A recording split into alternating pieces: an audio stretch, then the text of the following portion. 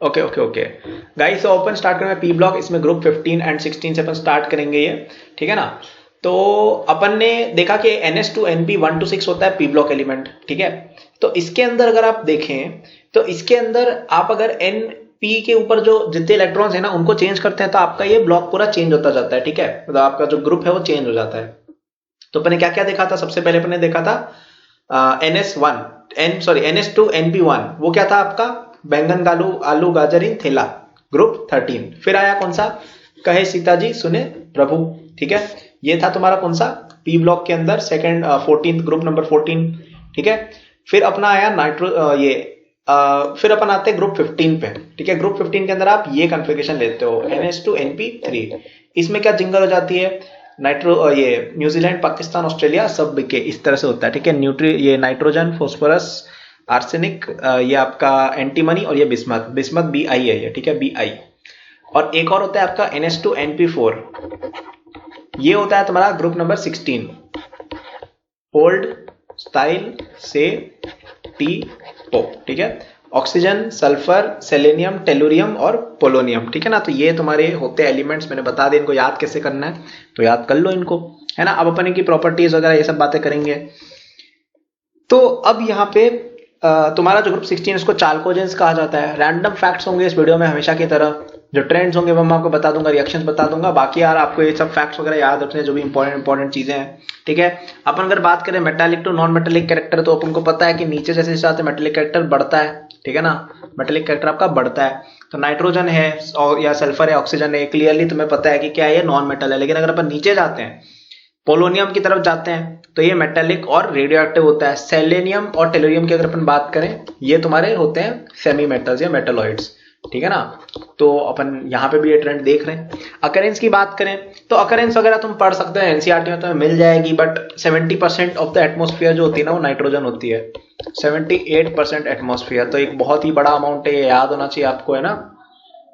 Oxygen भी आपको पता है 21% ऑक्सीजन, 20.9 टू बी एग्जैक्ट, ठीक है ना। तो ये ऑक्सीजन यहाँ पे मिलती है। सल्फर वगैरह जो है आपका अर्थ क्रस्ट के अंदर मिल जाता है सल्फाइड ओर्स के फॉर्म में। फॉस्फोरस जो है 60% हमारी बोन्स एंड टीथ जो होती है वो तुम्हारे सल्फर के कंपाउंड्स होती है। तो ये सब अपन को सॉरी फॉस्फोरस तुम्हारी जो बोन्स एंड टीथ होती है 60% जो होता है ना वो ये कंपाउंड होता है,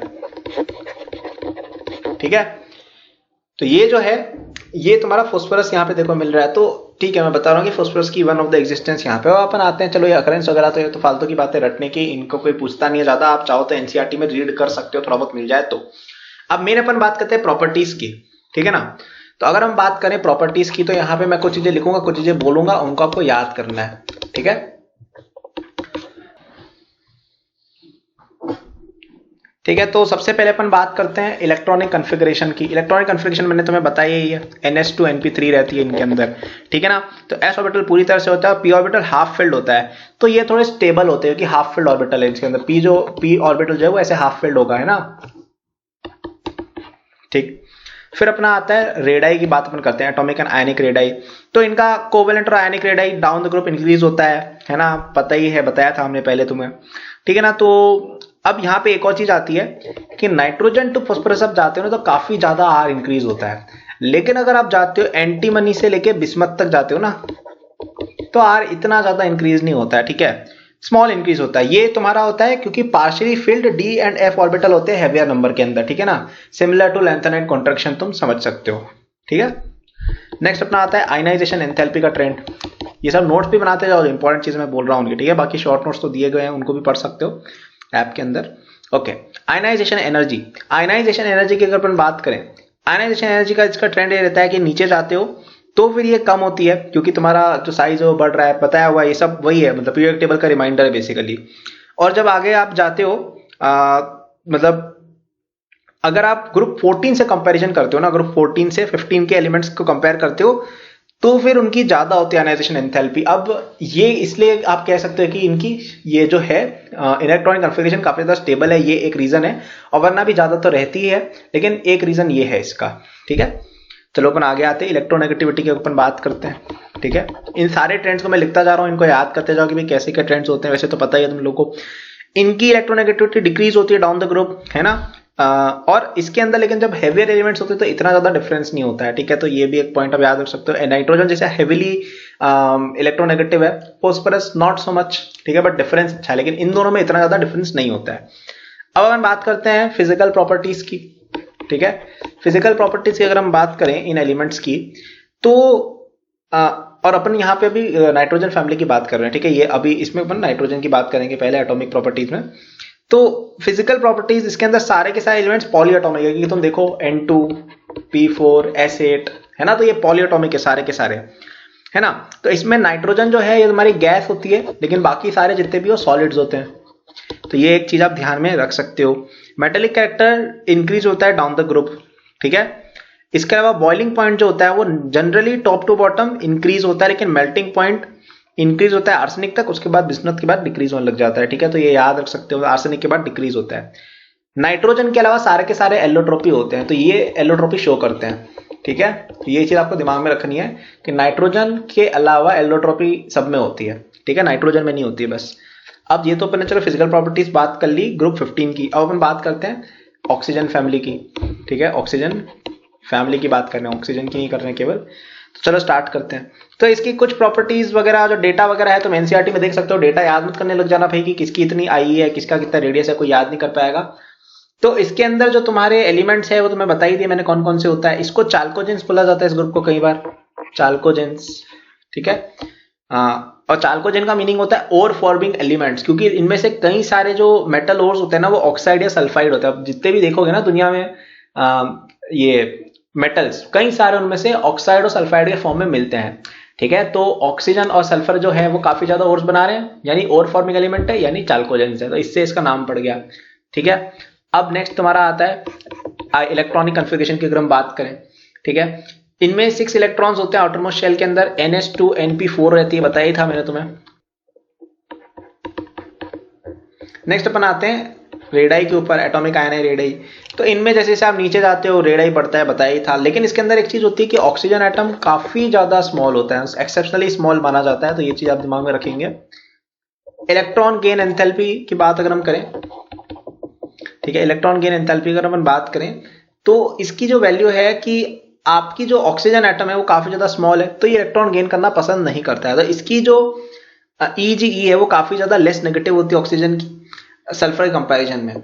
लेकिन सल्फर के बाद आपकी वैल्यू नेगेटिव हो जाती है और वापस से आपकी बढ़ने लग जाती है, ठीक है ना। तो ये चीज आप दिमाग में रख सकते हो, मतलब लेस नेगेटिव बनती है। तो इट्स लाइक कि ऑक्सीजन में कम होगी, मतलब लेस नेगेटिव है, सल्फर में बढ़ेगी और फिर बाकी में वापस से लेस नेगेटिव होने लग जाएगी। तो यहाँ पे एक एक्सेप्शनल ट्रेंड इसलिए आ रहा है क्योंकि ऑक्सीजन की साइज थोड़ी छोटी होती है, ठीक है ना। तो ये चीज एक एक्सेप्शन है, याद रखना कि electron gain enthalpy of sulphur is more than oxygen, मतलब कि इसको ज्यादा मजा आएगा कि इसके पास इलेक्ट्रॉन आ जाए because of the small size of oxygen. तो एक एक्सेप्शन है, याद रखना, ठीक है। और नेगेटिव पॉजिटिव का भी दिमाग में रखना कि भाई किसकी बात हो रही है, ओके। अपन अगर बात करें नेक्स्ट फिजिकल प्रॉपर्टीज की, तो oxygen and sulphur non metal होते हैं, सबको पता है। सेलेनियम और टेलुरियम मेटलॉइड होते हैं। पोलोनियम मेटल होता है। पोलोनियम रेडियो एक्टिव होता है, काफी छोटी इसकी हाफ लाइफ है, 14 डेज होती है, एक्जैक्टली 13.8 होती है, तो लगभग 2 हफ्ते की इसकी रहती है, याद रह जाए तो अच्छी बात है। मेल्टिंग पॉइंट इंक्रीज होते हैं एटॉमिक नंबर के साथ, ठीक है ना। और इसके अंदर तुम एक चीज और नोट करोगे कि O2 जैसे जो है वो गैस होता है और एसिड जो है वो सॉलिड होता है, तो इनमें मेल्टिंग पॉइंट वगैरह में काफी बड़ा डिफरेंस है। तो इसको एक्सप्लेन अपन कर सकते हैं एटॉमिसिटी से कि भाई यहाँ पे 8 एटम जुड़े हुए हैं, तो तोड़ना थोड़ा मुश्किल है। यहाँ पे 2 ही एटम्स जुड़े हुए हैं, तो तोड़ना थोड़ा ईजियर है, तुम समझ सकते हो। और एक बात मैंने आई थिंक आयनाइजेशन एनर्जी के बारे में मैंने बात नहीं की, ये मैंने इलेक्ट्रॉनिक कॉन्फ़िगरेशन को IE लिख दिया, पता नहीं क्यों। आयनाइजेशन एनर्जी जो है वो डिक्रीज होती है ग्रुप के अंदर नीचे जाते हुए, ठीक है ना। लेकिन इसके अंदर एक एक्सेप्शन वापस से आता है कि ग्रुप 15 के जो एलिमेंट्स है ना उससे कम इनकी आयनाइजेशन एंथैल्पी होती है, ठीक है ना। ये इसलिए होता है कि ग्रुप 15 के अंदर stable extra half filled electron जो होते हैं ना ऑर्बिटल्स में, उनकी वजह से एक्स्ट्रा स्टेबिलिटी आती है। तो ये चीज आप ध्यान रख सकते हो, ऐसे एक्सेप्शन पे क्वेश्चन आ जाते हैं, जेईई मेंस में भी आ जाते हैं, है ना। कैटिनेशन नाम करके एक प्रॉपर्टी और होती है कि अपने आप में बॉन्ड बनाना, और ये प्रॉपर्टी धीरे धीरे नीचे, जैसे कार्बन के अंदर तो अपने देखे ही अभी कितने अजीबोगरीब चीजें मिलती रहती हैं, ऑर्गेनिक अपन इतनी सारी पड़ी हुई हैं, है ना। और सल्फर के अंदर भी तुम्हारा एसिड वगैरह मिलता है, तो इनमें क्या है एसएस बॉन्ड वगैरह इजीली बनते हैं, सीसी बॉन्ड इजीली बनते हैं।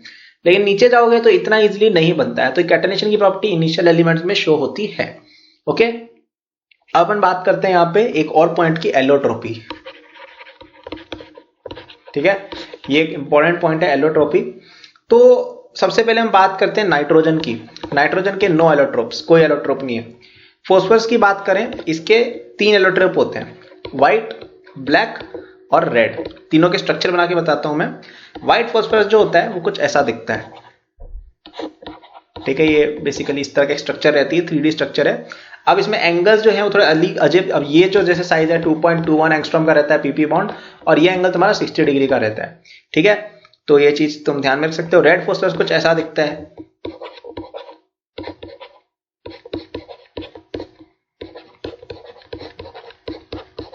ठीक है, समझ गए चेन रहती है। और हम बात करें ब्लैक फॉस्फोरस की, तो कुछ ऐसा दिखता है। ये जितने भी कॉर्नर्स है ना, यहाँ पे फॉस्फोरस लगा देना, मतलब समझ रहे हो, ग्रेफाइट टाइप का कुछ।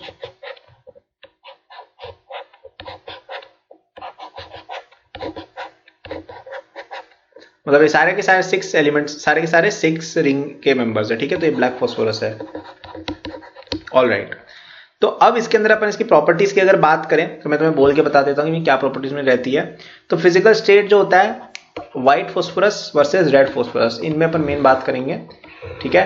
तो अगर अपन बात करें फिजिकल स्टेट की बात करें, तो ये वाला जो होता है तुम्हारा सॉफ्ट होता है, और ये वाला ब्रिटल पाउडर होता है, ठीक है। ये तुम्हारा व्हाइट होता है, और इसको अगर अपन थोड़ी देर छोड़ देते तो येलो कलर का हो जाता है। मतलब प्योर व्हाइट होता है, अनप्योर तुम्हारा येलो होता है, और ये तुम्हारा रेड होता है, नाम से ही पता चल रहा है, ठीक है। ऑर्डर की बात करें, गार्लिक ऑर्डर का होता है, कलरलेस होता है। सॉल्युबिलिटी इन वाटर की बात करें, ये इनसॉल्युबल है, और ये वाला जो है ये भी तुम्हारा इनसॉल्युबल है, ठीक है। अगर अपन बात करें सॉल्युबिलिटी इन CH2 कार्बन डाइसल्फाइड के अंदर बात करें, तो ये सॉल्युबल है, और यहाँ पे ये इनसॉल्युबल है वापस से, ठीक है। केमिकल एक्टिविटी की बात करें, वेरी वेरी एक्टिव है,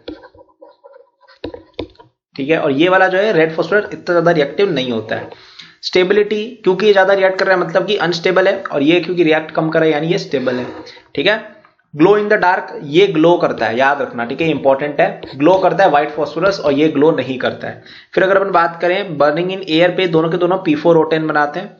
रिएक्शन विद NaOH के अंदर यहाँ पे फोस्फीन निकलती है, यहाँ पे कुछ भी नहीं निकलता है। HNO3 के साथ रिएक्ट करके दोनों H3PO4 निकालते हैं, ठीक है। तो ये लास्ट की 2 पॉइंट इंपॉर्टेंट थी कि NaOH के साथ ये वाला रिएक्ट करता है और फोस्फीन बनाता है, और ये कोई रिएक्शन नहीं करता है, फोस्फीन है ना। और ये तुम्हारा H3PO4, और दोनों के दोनों H3PO4 बनाते हैं विद HNO3। तो ये दोनों बात आप याद रखें, दोनों तीनों बातें हैं, ठीक है।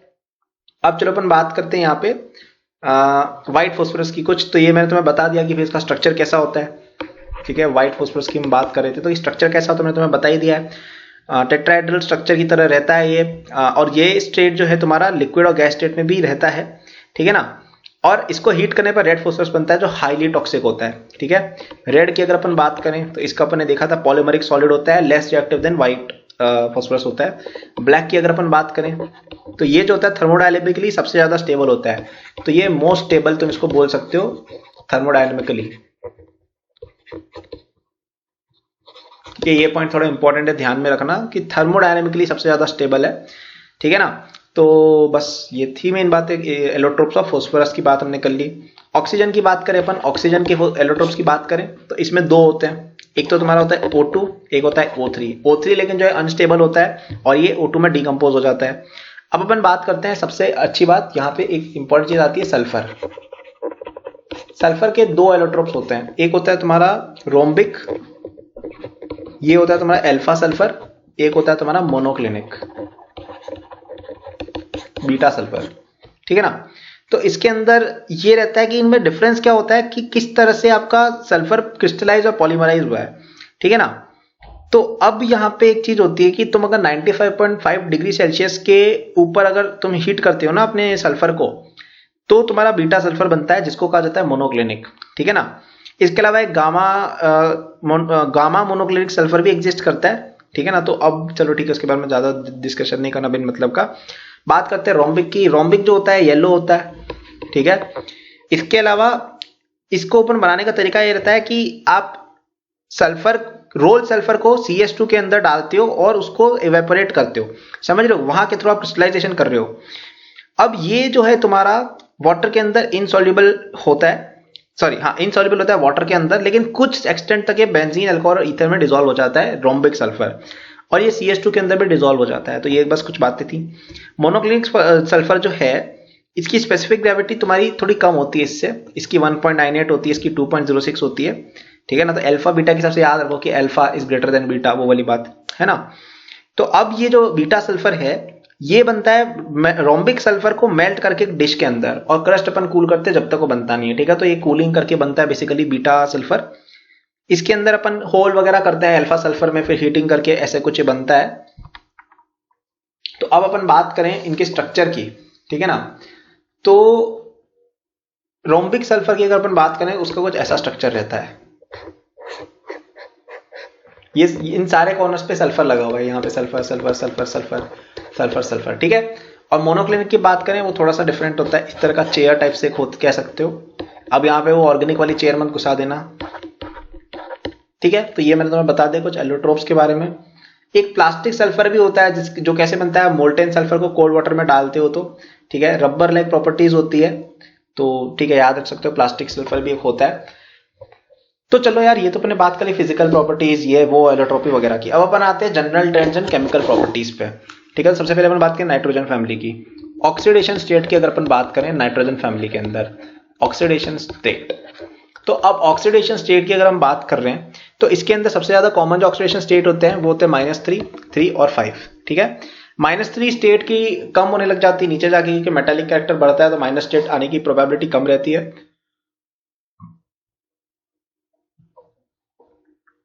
ठीक है। और +5 जो तुम्हारा है वो धीरे धीरे उसकी टेंडेंसी बढ़ने लग जाती है जैसे जैसे आप जैसे जैसे आप नीचे जाते हो +3 की टेंडेंसी बढ़ती है because of inert pair effect, ठीक है ना। तो अगर अपन बात करें Bi3+, ये ज्यादा स्टेबल होगा, Sb3+ which is even more stable then As3+। लेकिन अगर अपन +5 की बात करें तो यहाँ पे इस तरह का उल्टा ऑर्डर आ जाता है। क्यों हो रहा है ये? Due to inert pair effect. तो दिमाग में रखना रहेगा आपको inert pair effect. Inert pair effect क्या होता है कि भाई s ऑर्बिटल के जो इलेक्ट्रॉन्स हैं वो पार्टिसिपेट करना अवॉइड करते हैं, ये वाली चीज जो होती है ये आपकी इनर्ट पेयर इफेक्ट होती है। इसकी वजह से नीचे वाले जो आपके रहते हैं Bi3+ वगैरह वो ज्यादा स्टेबल होते हैं, उनमें 2 इलेक्ट्रॉन कम पार्टिसिपेट करते हैं, ठीक है ना। तो ये चीज आप ध्यान में रख सकते हैं, ओके। तो अब अपन अगर बात करें नाइट्रोजन की, तो नाइट्रोजन जब ऑक्सीजन के साथ रिएक्ट करता है ना तो ये कई बार आपका +1, +2, +4 ये सब भी शो करता है ऑक्सीडेशन स्टेट, ठीक है ना। इसके अलावा फॉस्फोरस भी तुम्हारा +1 और +4 ऑक्सीडेशन स्टेट किसी किसी ऑक्सीडेशन स्टेट में शो करता है, ठीक है ना। इसके अलावा कई बार आपकी डिस्प्रोपोर्शनेशन वगैरह भी होती है, जैसे फॉस्फोरस की डिस्प्रोपोर्शनेशन जब होती है तो +5 से लेके -3 सारे स्टेट इसमें दिख जाते हैं, ठीक है ना। ऑलमोस्ट सारे के सारे मिल जाते हैं। तो थोड़ा सा वेरिएबल है बट एक जनरल ट्रेंड अपन ने देख लिया, ठीक है। अब अपन बात करते हैं इसमें नेक्स्ट ऑक्सीजन के साथ रिएक्टिविटी, ऑक्सीजन के साथ रिएक्टिविटी कैसी क्या रहती है। तो सारे के सारे जो ऑक्साइड्स तुम्हारे ग्रुप 15 के वो E2O3 या E2O5 टाइप के ऑक्साइड्स बनाते हैं, ठीक है ना। तो इसमें जितना ज्यादा ऑक्सीडेशन स्टेट होगा उतना ज्यादा एसिडिक होगा ये, ठीक है। तो E2O5 is more acidic then E2O3 in general for the same atom E, okay. तो ये चलो ठीक है। अब अपन बात करें ऑक्साइड कौन कौन से बनते हैं, तो N2O3, N2O5, P4O6, P4, O10 सारे बनते हैं, बस ये वाला नहीं बनता है Bi2O5, Bi4O10 ये नहीं बनता है। क्यों नहीं बनता है? इनर्ट पेयर इफेक्ट की वजह से बिस्मथ +5 शो नहीं करता है यूजुअली, इसलिए ये नहीं बनता है, ठीक है। तो ये चीज आप ध्यान में रख सकते हो। ऑक्साइड्स की बात करें तो सारे के सारे ऑक्साइड कोवेलेंट होते हैं, एसिडिक होते हैं। Sb4O6 जो है वो एम्फोटेरिक होता है, Bi2O3 बेसिक होता है, बाकी सारे एसिडिक होते हैं। और मैं तुम्हें बता ही दिया एसिडिक नेचर पर कैसे जज कर सकते हैं, है ना। नॉन मेटल जो होगा वो बेटर, वो ज्यादा अच्छा एसिडिक बिहेवियर शो करेगा। अब अगर अपन बात करें नेक्स्ट अपनी हाइड्राइड की रिएक्शन की, अगर अपन बात करें, ठीक है, हाइड्राइड के साथ किस तरह से रिएक्शन शो होती है, तो सारे के सारे तुम्हारे जो ग्रुप 15 के एलिमेंट्स हैं वो BeH3 टाइप का एक हाइड्राइड बना देती हैं, जैसे NH3, PH3, SbH3 वगैरह वगैरह, ठीक है। तो ठीक है याद रख सकते हो, पता ही है तुम्हें NH3 वगैरह तो कितनी बार आ गया, ठीक है। तो अब ये सारे के सारे वॉलेटाइल होते हैं, ये ध्यान में रखना है तुम्हें। अब यहाँ पे वॉलेटाइलिटी का ऑर्डर भी देख सकते हैं बट कितना रटोगे, ठीक है ना। बट फिर भी अगर अपन देखें तो PH3 is more volatile than ASH3 is more volatile than NH3 is more volatile than SbH3। और इनके अंदर आप एसिडिक नेचर, बेसिक नेचर तो जज कर ही सकते हैं, है ना, कि जो बढ़िया मेटल होगा, सॉरी यहाँ पे अगर अपन बात करें तो इस तरह का एक ऑर्डर रहता है NH3 greater than PH3 greater than ASH3 greater than SbH3, ठीक है। तो ये सब चीजें आप देख सकते हो यहाँ पे। नेक्स्ट हम बात करते हैं यहाँ पे हैलोजन के साथ रिएक्टिविटी की, ठीक है, कि भाई तुम्हारे पास अगर कोई हैलोजन है उसके साथ क्या रिएक्टिविटी होती है। तो हैलोजन के साथ रिएक्ट करके तुम्हारे दो तरह के हैलाइड बनते हैं, एक बनता है EX3, एक बनता है EX5, ठीक है ना। तो अब यहाँ पे एक चीज ध्यान रखना कि नाइट्रोजन NX5 नहीं बनाता है, क्योंकि भाई उसके पास इतना वैलेंस इलेक्ट्रॉन नहीं है, डी ऑर्बिटल नहीं होते हैं उसके पास, बाकी के पास डी ऑर्बिटल्स हैं तो वो एक्सपेंड कर सकते हैं ना चीजें। तो ये चीज आपको ध्यान रखनी है। इनमें जितने भी आपके होते हैं ना, जैसे PCl3, PBr3, PCl5, है ना, SbF3, BiCl3, BiBr3, सारे मिल जाते हैं, सब तरह के मिल जाते हैं। बस एक चीज नहीं मिलती है, NF3 जो है ना ये स्टेबल नहीं होता है, ठीक है। बाकी तुम्हारे सारे ऑलमोस्ट सारे हैलाइड्स मिल जाते हैं, मतलब हैलोजन के साथ रिएक्शन हो जाते हैं। BiF3 तुम्हारा आयोनिक होता है, बाकी सारे कोवेलेंट होते हैं, ठीक है। PCl5 is less stable then PCl3, है ना। रिड्यूसिंग नेचर ऑफ ट्राइहैलाइड्स के ऑर्डर की बात करें तो PCl3 is more reducing than PBr3 is more reducing than PCl3 is more reducing than यहाँ पे PI3 है, PI3 is more reducing than PBr3 greater than PCl3 greater than PF3। तो ये चीज आप याद रख सकते हैं, है ना, ठीक है। हर इंफॉर्मेशन देखो याद नहीं करनी होती है, लेकिन ये क्वेश्चन आ गया तो मैंने आपको बता दिया है ना, तो कोई एंड नहीं है इनऑर्गेनिक का, याद जितना करें उतना बढ़िया। मेटल के साथ रिएक्शन की बात करें तो कई बार इनमें बाइनरी कंपाउंड बन जाते हैं विद -3 ऑक्सीडेशन स्टेट, जैसे CA3N2 बनता है कैल्शियम के साथ रिएक्ट करके नाइट्रोजन का, है ना, कैल्शियम नाइट्राइड। CA3P2 होता है, थोड़ा वियर्ड है लेकिन एग्जिस्ट करता है ये, है ना। तो इस तरह की चीजें मिल जाती है कई बार दुनिया के अंदर। अब यहाँ पे एक आता है concept anomalous behaviour of nitrogen, ठीक है, एनोमलस नाइट्रोजन का बिहेवियर। अब ये क्या है, नाइट्रोजन डिफर करता है बाकी मेंबर से ड्यू टू स्मॉल साइज, ठीक है, और ये थोड़ा इंपॉर्टेंट सेक्शन है, ध्यान देना इस पे। इसके अलावा इसके अंदर हाई EN है, इलेक्ट्रोनेगेटिविटी काफी ज्यादा हाई है, हाई आयनाइजेशन एनर्जी है, आयनाइज करने में बहुत ज्यादा चाहिए होता है, और डी ऑर्बिटल इसमें प्रेजेंट ही नहीं है, ठीक है। तो इससे क्या होता है कि ये पी बॉन्ड खुद के साथ बना पाता है और बाकी सिमिलर साइज के एटम्स के साथ भी बना पाता है। तो ये कुछ एनोमलस बिहेवियर्स है, ठीक है ना। तो सिंगल NN बॉन्ड जो होता है वो PP बॉन्ड से वीकर होता है हालांकि, ठीक है, NN बॉन्ड जो है वो वीकर होता है PP बॉन्ड से। बॉन्ड स्ट्रेंथ या बॉन्ड स्टेबिलिटी की बात करें तो PP बॉन्ड ज्यादा स्टेबल है, ठीक है ना। तो इसलिए NN के अंदर कैटेनेशन की प्रॉपर्टी थोड़ी सी वीक होती है। और ये क्यों होता है तो मैं ये भी बता देता हूं, क्योंकि यार NN इतना छोटा है कि काफी ज्यादा पास में आ जाएंगे और काफी रिपल्शन होगा इन दोनों में, इसलिए बॉन्ड इतना स्ट्रॉन्ग नहीं बन पाता है, ठीक है ना। तो ठीक है, ये मैंने आपको कुछ बातें बता दी हैं। इसकी आपको पता है कि 5 बॉन्ड्स तो बन ही नहीं सकते हैं, डी ऑर्बिटल्स होते नहीं इसके अंदर। तो ये कुछ एनोमलस बिहेवियर ऑफ नाइट्रोजन थे कि इसके अंदर ये प्रॉपर्टीज हैं, ये इसके अंदर है, ब्ला ब्ला ब्ला, है ना। तो ये कुछ अच्छे फैक्ट्स थे, इनको याद रखना है आपको। फिर अगर अपन देखें रिएक्टिविटी इन ग्रुप 16 ऑक्सीजन फैमिली के अंदर, ठीक है ना, ऑक्सीजन फैमिली के अंदर अपन देखें रिएक्टिविटी फैमिली रिएक्शंस। चलिए शुरू करते हैं, ठीक है। तो इसके अंदर ऑक्सीडेशन स्टेट आपको पता है बहुत सारे हो सकते हैं, ठीक है। अब जैसे ऑक्सीजन है ये -2 काफी ज्यादा शो करता है, ठीक है ना, लेकिन धीरे धीरे नीचे जाके इतना ज्यादा शो नहीं होता है। इवन पोलोनियम के अंदर तो -2 एक तरह से अचीव होता ही नहीं है। इलेक्ट्रोनेगेटिविटी ऑक्सीजन काफी ज्यादा हाई होती है, तो यहाँ पे केवल एक एलिमेंट मिलता है OF2 जिसके अंदर इसका ऑक्सीडेशन स्टेट +2 है, वरना -2 ही इसके अंदर मिलता है, ठीक है, क्योंकि फ्लोरीन इज मोर इलेक्ट्रोनेगेटिव, तो यहाँ पे आपका +2 ऑक्सीजन का होगा और फ्लोरीन का -1 रहेगा।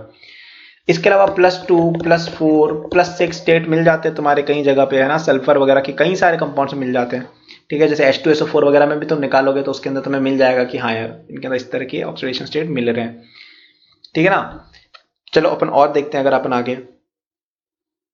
स्टेबिलिटी ऑफ +6 ऑक्सीडेशन स्टेट नीचे कम होती जाती है, +4 इंक्रीज होती जाती है because of inert pair effect. तो तुम्हारा जो लास्ट एलिमेंट होगा उसमें +4 की स्टेबिलिटी +6 से काफी ज्यादा होगी, ठीक है। तो चलो ठीक है, ये चीजें होगी अपने पास। अब अपन देखते हैं रिएक्टिविटी टुवर्ड्स ऑक्सीजन। तो EO2, EO3 टाइप के कई सारे इसके अंदर बन जाते हैं तुम्हारे एलिमेंट्स, जैसे कि SO2, SO3, SeO2, ठीक है, TeO2, PoO2, ये सारे एलिमेंट्स एग्जिस्ट करते हैं जो भी मैं लिख रहा हूं। ट्राइऑक्साइड के अंदर SO3 तुम्हारा मिलता है, SeO3 में तुम्हारा मिलता है, TeO3 तुम्हारा मिलता है, ठीक है। तो इस तरह के कई सारे तुम्हारे कंपाउंड मिलते हैं, सारे के सारे एसिडिक होते हैं।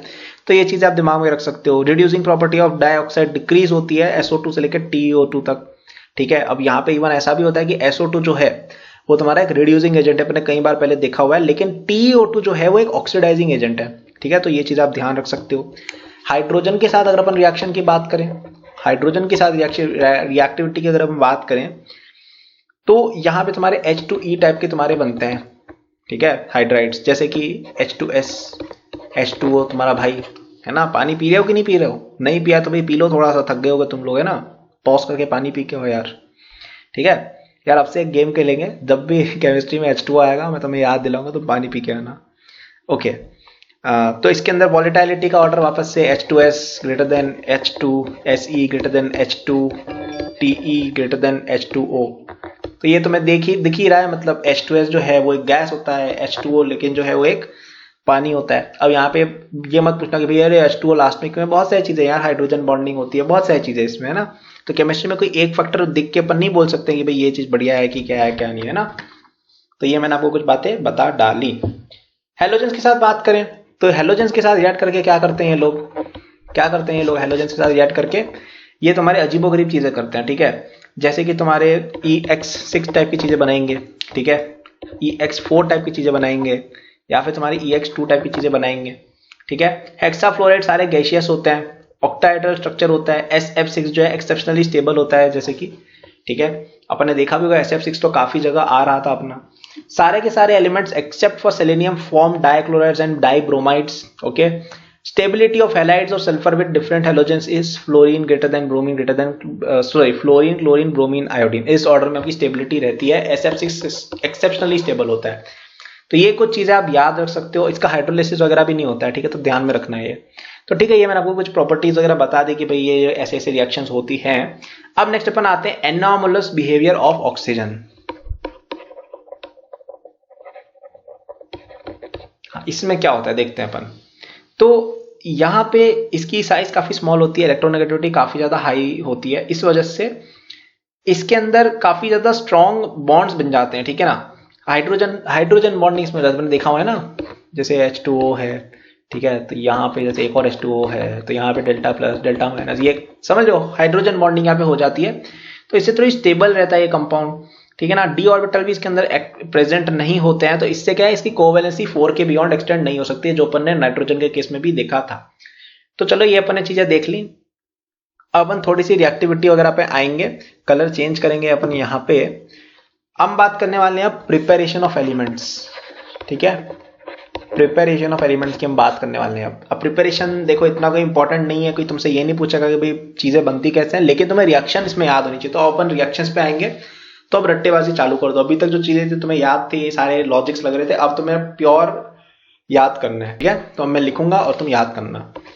नाइट्रोजन की बात करें, नाइट्रोजन बनता है इस तरह की रिएक्शन से, लेबोरेटरी के अंदर NH4Cl प्लस NaNO2, ये तुम्हें देगा NH4NO2, ठीक है, और NaCl। अब NH4NO2 को हम हीट करते हैं, तो ये बना देता है तुम्हारा N2 प्लस H2O। इसको कहा जाता है कॉम प्रोपोर्शनेशन रिएक्शन, क्योंकि यहाँ पे दो अलग अलग स्टेट के अंदर ऑक्सीडेशन स्टेट में नाइट्रोजन है और वो एक ही स्टेट में जा रही है, तो ये रिएक्शन याद होनी चाहिए। इसके अलावा तुम ऐसा भी कर सकते हो, NH3 के अंदर काफी ज्यादा मतलब Br2 इसमें डाल दो, 8:3 का रेशियो रहता है, काफी वियर्ड सा इसके अंदर है बैलेंसिंग। तो तुम्हारा N2 प्लस NH4Br बन जाएगा, ये N2 प्लस NH4Br बन जाएगा तुम्हारा यहाँ पे। और यहाँ पे तुम्हें काफी ज्यादा एक प्योर N2 मिलता है, ठीक है ना। अगर तुम ये वाली रिएक्शन करो जो मैं तुम्हें बताने वाला हूँ, NaN3 तुम लोगे, इसको हीट करोगे 300 डिग्री सेल्सियस पे, very very high quality N2 तुम्हें मिल जाता है, ठीक है, काफी ज्यादा हाई क्वालिटी का N2 तुम्हें मिल जाता है। तो ये कुछ रिएक्शंस थी, याद कर लेना इनको। यार व्हाइट कलर करो थोड़ा सा यार, ज्यादा ही डार्क हो रहा है। हाँ अब बढ़िया। इंडस्ट्रियल मेथड्स की बात अगर अपन करें नाइट्रोजन को बनाने की, तो एक होता है एयर का लिक्विफेक्शन करना, वो तुम समझ ही सकते हो कि भाई अगर अपन एयर में देखें तो 78% नाइट्रोजन है, तो यार उससे तो बना ही सकते हैं। BaN3 whole twice azide ion को अगर आप यूज करोगे ना, तो काफी ज्यादा बार आप देखोगे प्योर आपको मिल जाएगा एकदम। जैसे मैंने थोड़ी देर पहले भी देखा था कि NaN3 को अगर अपन करते हैं तो भी अपन को काफी प्योर मिल रहा है, और BaN3 को लेते हैं अगर बेरियम अजाइड को लेते हैं तो भी आपको काफी ज्यादा प्योर N2 मिल जाता है, ठीक है।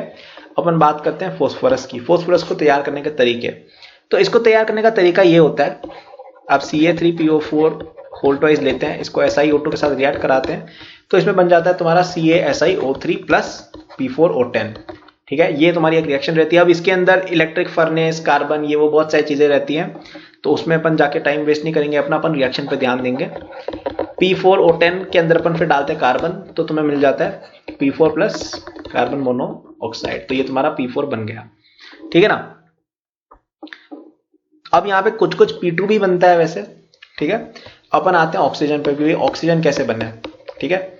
तो ऑक्सीजन को बनाने का डिस्टिलेशन ऑफ लिक्विड एयर तो है ही तरीका जो तुमने नाइट्रोजन में देखा था। इसके अलावा एक और अपन कर सकते हैं, KClO3 को अपन हीट करते हैं MnO2 के प्रेजेंट में। ये काफी इंपॉर्टेंट रिएक्शन है, ये तो काफी ज्यादा आती रहती है, मोल कंसर्न में भर भर के ये रिएक्शन।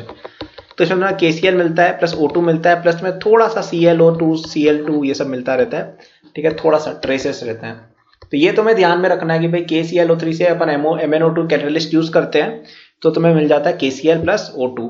ठीक है, इसके अलावा तुम हाइपोक्लोराइड्स की कैटालाइटिक डिकम्पोजिशन करते हो, उससे भी बन जाता है, जैसे HOCl है, इसमें तुम कार्बन मोनोऑक्साइड डाल दोगे एज अ कैटालिस्ट, तो HCl प्लस O2 मिल जाएगा। ठीक है, थर्मल डिकम्पोजिशन से भी बन जाता है, HGO को तुम हीट करो 450 डिग्री सेल्सियस पे, तो तुम्हें मिल जाएगा Hg प्लस O2। इसके अलावा तुम Ag2O को हीट करोगे अगर 350 डिग्री सेल्सियस पे, ठीक है, कोई आम टेम्परेचर नहीं है, 350 डिग्री सेल्सियस है, तो भी तुम्हें मिल जाएगा। MnO2 को अगर तुम हीट करोगे तो भी तुम्हें Mn3O4 मिल जाएगा प्लस ऑक्सीजन मिल जाएगा। Pb3O4 को हीट करोगे तो भी PbO प्लस O2 मिल जाएगा। इसके अलावा एक और भी, ये थोड़ी इंपॉर्टेंट रिएक्शन है, K2Cr2O7 की रिएक्शन है, जिसपे काफी क्वेश्चन बन जाते हैं। इसको तुम अगर हीट करोगे ना तो तुम्हें लगेगा K2CrO4 plus Cr2O3 plus O2। ठीक है, Cr2O3 प्लस O2। तो ये थोड़ी इंपॉर्टेंट रिएक्शन है, याद रखना कि भाई इसका डिकम्पोजिशन करने पे क्या होता है कि इसकी पैरेलल रिएक्शन और भी कई सारी है ना। आप डी ब्लॉक वगैरह में जाओगे ना तो उसमें आपको इसकी काफी रिएक्शन मिल जाएगी, तो इधर से उधर घुसा के फिर बोल देंगे कि इसको हीट किया तो बताओ ये कौन सी गैस बनी, तो पता चल जाएगा कि ऑक्सीजन थी, वरना तुम घूमते रहोगे भाई क्या हो गया। KMnO4 को हीट करेंगे तो भी मिल जाएगा K2MnO4 plus MnO2 plus O2। ठीक है, तो ये सब आप देख सकते हो। सल्फर को बनाने की अगर अपन बात करें, सल्फर को काफी ज्यादा बड़े अगर अमाउंट में बनाना है तो तुम्हें ऑयल रिफाइनरीज के अंदर मिल जाती है, तो इसमें कुछ इस तरह की रिएक्शंस इन्वॉल्व रहती है। H2S के अंदर तुम O2 डालते हो तो तुम्हें SO2 विद H2O मिल जाता है। ठीक है, और अगर तुम SO2 के अंदर H2S डालते हो तो तुम्हें मिलता है H2O प्लस सल्फर, तो ये सल्फर मिल गया। इसके अलावा तुम एनेरोबिक बैक्टीरिया से भी बना सकते हो। ठीक है ना, तो इसको एक फ्रेश प्रोसेस नाम करके होती थी, उससे बनाया जाता था, H2S और S बन जाता था इससे, जिसमें CaSO4 को तुम मेटाबोलाइज कराते थे, लेकिन अभी ऑब्सोल्यूट है तो मैं लिखूंगा नहीं। ठीक है, तो अपने काफी सारी चीजें देखी, अपने फिजिकल प्रॉपर्टीज देखी, अपन ने जाना कि भाई ये चीजें क्या क्या होता है क्या नहीं होता है। ठीक है, और फिर अपन ने देखी कि इनकी प्रिपरेशन कैसे की जाती है। ठीक है, कुछ फिजिकल प्रॉपर्टीज में तुम्हें रीड करके बता देता हूं। Nitrogen colourless, odourless, tasteless, diamagnetic gas होती है, इनसॉल्युबल इन वाटर होती है, कंबस्टेबल भी नहीं होती है और सपोर्ट भी नहीं करती कंबस्टन को। रूम टेम्परेचर पे नाइट्रोजन इनर्ट रहती है, Li के साथ रिएक्ट करके Li3N बनाती है। फोस्फोरस तुम्हारा रूम टेम्परेचर पे सॉफ्ट होता है, वैक्सी होता है, रिएक्टिव होता है, ये तुम्हारा लाइट गिव आउट करता है, जिसको बोला जाता है केमिल्यूमिनेसेंस। ठीक है, केमिल्यूमिनेसेंस, LUMINESCENCE। ठीक है, तो केमिकल ल्यूमिनेसेंस इसमें रहती है, P4 की तरह एग्जिस्ट करता है, और 800 डिग्री सेल्सियस पे ये P4 P2 के अंदर डिसइंटीग्रेट हो जाता है। ठीक है, इससे ऊपर टेम्परेचर पे। ऑक्सीजन पेल ब्लू कलर में होती है। ठीक है, तो ये ध्यान में रखना है, कुछ लोग समझते हैं ऑक्सीजन होती होगी भाई कलरलेस होती होगी, व्हाइट होती होगी, पेल ब्लू कलर में होती है सॉलिड स्टेट में। ठीक है ना, पेल ब्लू कलर के अंदर होती है, और ये कलर जो है तुम्हारा ट्रांजिशन, इलेक्ट्रॉनिक ट्रांजिशन की वजह से होता है ग्राउंड स्टेट से। ठीक है ना, अब ये ट्रांजिशन तुम्हारा गैसियस डाइऑक्सीजन के अंदर नहीं मिलता है, लेकिन तुम अगर O की बात करो तो तुम्हें मिल जाता है। 3 आइसोटोप रहते हैं, 16O8, 17O8 और 18O8। ठीक है ना, बर्न नहीं होता है, लेकिन कंपल्शन का काफी बड़ा एक सपोर्टर है, पता ही है तुम्हें, ऑक्सीजन के साथ चीजें जल जाती है। सल्फर मेल्ट होता है, एक मोबाइल लिक्विड बनाता है, डिसॉल्व करने पर ओलियम देता है, जो काफी ज्यादा ब्राइटली कलर सॉल्यूशन देते हैं, which can be yellow, deep blue और ब्राइट रेड। कुछ इन्फॉर्मेशन थी, मैंने तुम्हें रीड आउट करके बता दी, तुम इसको याद रख सकते हो, वैसे जरूरत नहीं है, जबरदस्ती की चीजें दिमाग में घुसानी नहीं है, मेनली लॉजिक्स और रिएक्शंस आपको याद होने चाहिए। सो अब अपन केमिकल रिएक्शंस वगैरह पढ़ने वाले हैं, तो सावधान हो जाइए और सतर्क हो जाइए। Thank you for watching this lecture. Thank you for watching this video till the end. I am sure that you enjoyed it. यदि आप अपनी पूरी जेई प्रिपरेशन मेरे साथ करना चाहते हैं तो आपको डिस्क्रिप्शन में मेरे जेई के फुल कोर्स का लिंक मिल जाएगा। इस कोर्स में आपको जो यूट्यूब पे मेरे लेक्चर्स और प्रॉब्लम सॉल्विंग के वीडियोस मिलते हैं उसके कंपेयर में बहुत ज्यादा कंटेंट है, एंड आपको यहाँ पे practice sheet with solution, test series with solution दी मिलती है। It's a complete solution, you can rely on it. आप यदि किसी कोचिंग जाते हैं या अगर आप सेल्फ स्टडी करते हैं, in both cases it will be very useful, so do check it out. Okay, इसके अलावा मेरे जेई के फ्री नोट्स भी डिस्क्रिप्शन में लिंक्ड है, एंड डिस्क्रिप्शन में और भी मैंने बहुत सारे रिसोर्सेज फॉर स्टूडेंट्स डाले हुए हैं, जैसे the books that I recommend, my social media and my newsletter in case you want more content और if you want to approach me with any doubts और सजेशन। नोट्स हैं नीट के students के लिए, कॉलेज स्टूडेंट्स के लिए, startup enthusiast के लिए भी, ओलंपियाड एंथुसियास्ट के लिए भी कोर्सेज हैं, तो चेक जरूर कर लीजिएगा डिस्क्रिप्शन, आपको काफी यूजफुल रिसोर्सेज वहां मिलेंगे। Thank for watching, like subscribe कर लीजिएगा for more such videos. Good luck.